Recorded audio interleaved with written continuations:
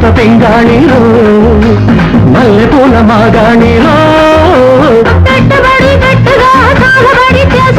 అడ్డమెవడు వస్తాడో కాసుకో అడ్డమెవడు వస్తాడో కాసుకో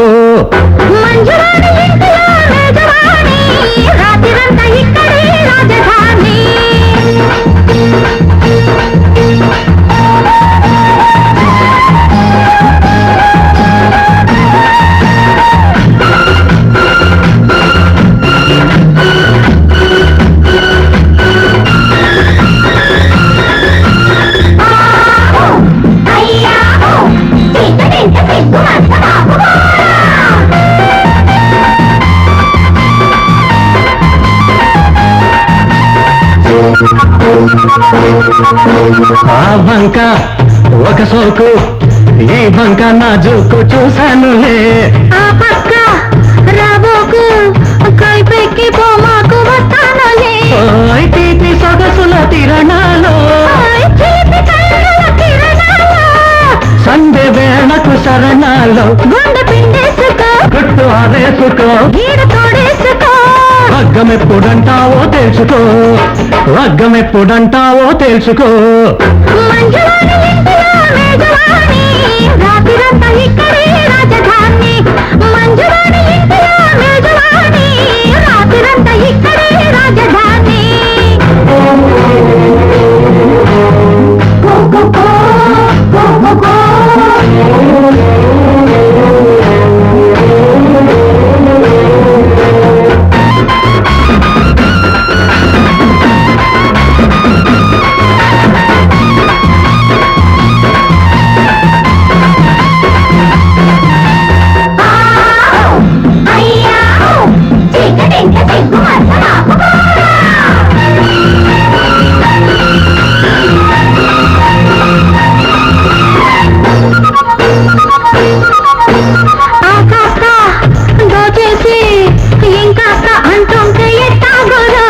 కవ్విస్తూ కాటేసి నీ పస్తు నీదంటే ఎట్టాగమ్మా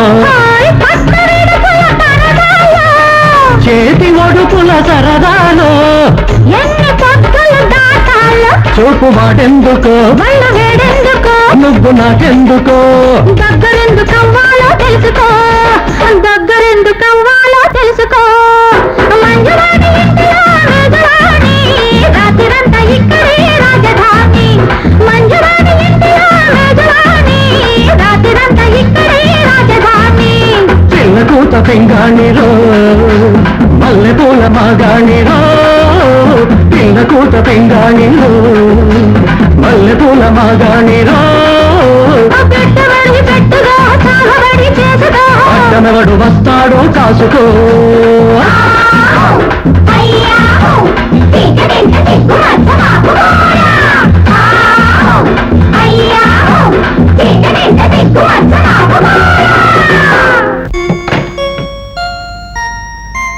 మన ఇద్దరు పేర్లు చెప్పి లోపలికి రమ్మని చెప్పి ఆడబడుచులు గాని అయిన వాళ్ళు గాని ఎవరు లేకపోయినా భార్యాభర్తలుగా మొదటిసారి గుమ్మంలో అడుగు పెట్టే ముందు నీ పేరు నేను నా పేరు నువ్వు చెప్పుకుని లోపలికి వెళదాం.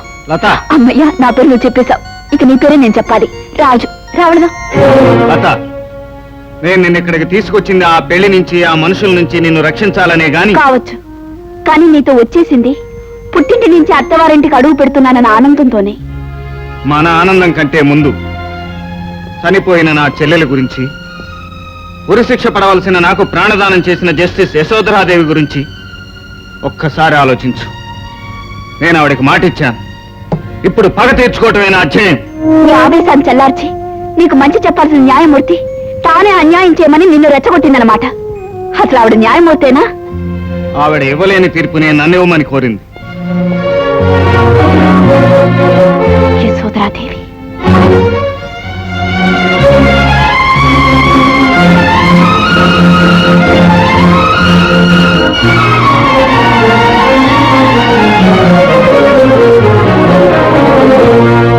ఎవరమ్మా నువ్వు? ఓ, నువ్వేనా? న్యాయమూర్తి పీఠం మీద కూర్చొని ఆ పదవికే కళంకం తెచ్చిన అమంగళమూర్తివి నువ్వేనా? వ్యక్తిగతమైన నీ పగలు తీర్చుకోవటం కోసం ఒక మనిషిని దానవుడిగా మార్చిన అవకాశవాదివి నువ్వేనా? సంతోషం. ఆడది అన్న మాటకి అర్థం పోగొట్టిన ఆ యశోధరాదేవి ముఖం ఎలా ఉంటుందో ఒక్కసారి చూసిపోదామని వచ్చాను. చూశాను. ఆగమ్మా.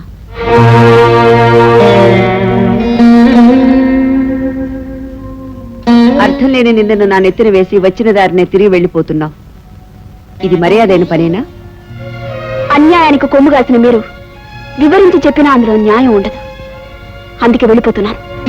చూడమ్మా, నేను మాజీ న్యాయమూర్తినే కావచ్చు, కానీ న్యాయం మాత్రం ఇంట్లో మాజీ కాదు. సజీవంగా నన్నెప్పుడు అంటి పెట్టుకునే ఉంటుంది. నాకు తెలిసి నేను నీకే అన్యాయం చేయలేదు. ఎందుకు నా మీద తప్పవాది వేశావు? మీకు అంతరాత్మ ఉందా? అది ఇప్పుడు నీ మాటలు వినాలనే కోరుకుంటోంది. అయితే నాకు సమాధానం చెప్పండి. రుద్రమ్మరాజుని మీరు ఎందుకు రెచ్చగొట్టారు? ఒక్కసారి తన పగ తీర్చుకోవడం కోసం దారి తప్పిన మనిషిని ఆ వైపే నడిపించడానికి ఎందుకు ప్రయత్నిస్తున్నారు? ఇదేనా న్యాయశాస్త్రాలు మీకు చెప్పిన సారాంశం? ఇదేనా మీ అనుభవం మీకు నేర్పిన ఆదర్శం?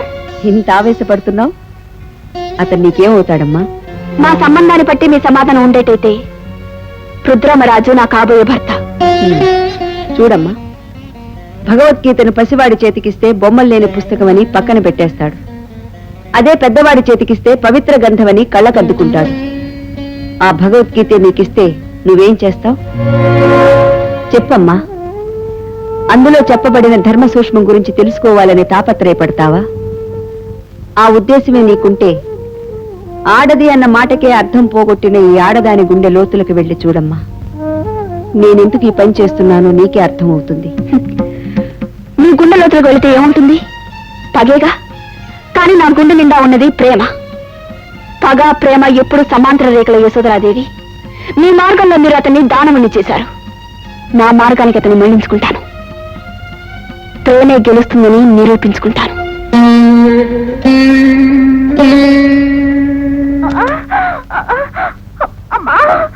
అయ్యో,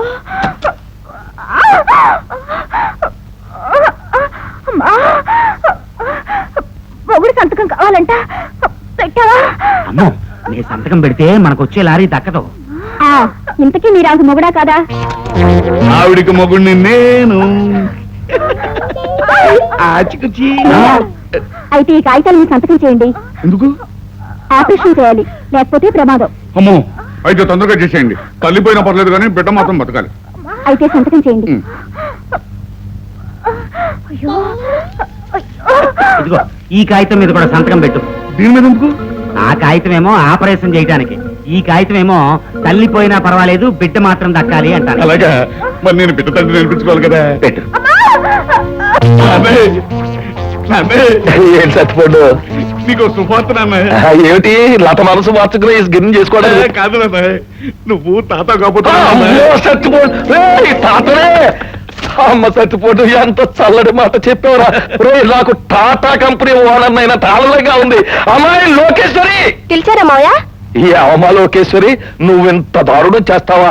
ఇంత తీయటి కబురు నాకు చెప్పకనే ఎలా దాచేసావమ్మా? నువ్వు నన్ను తాతం చేస్తున్నావటగా. నాకు అంత అదృష్టం కూడా మావయ్య.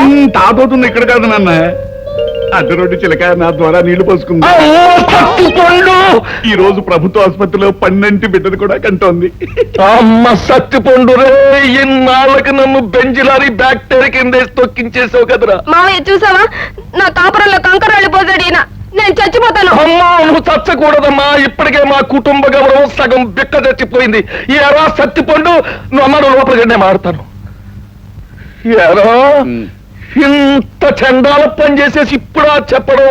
ఇది ఏరాడో చెబితే దాన్ని బెంజిలారి బ్యాక్టీరియా కింద తొక్కించేసావని కదా. నువ్వే కదండి ఎలాగైనా సరే బిడ్డ తండ్రి అనిపించుకోరా అని చెప్పింది. ఇక్కడ ఎలాగో కుదరట్లేదని అక్కడ ట్రై చేశాను. కుదిరింది. ఏడిశావులే, లోపలికి పో. అలాగే. అటు కాదు, కోళ్ళు వెళ్ళింది ఇటు. అలాగే.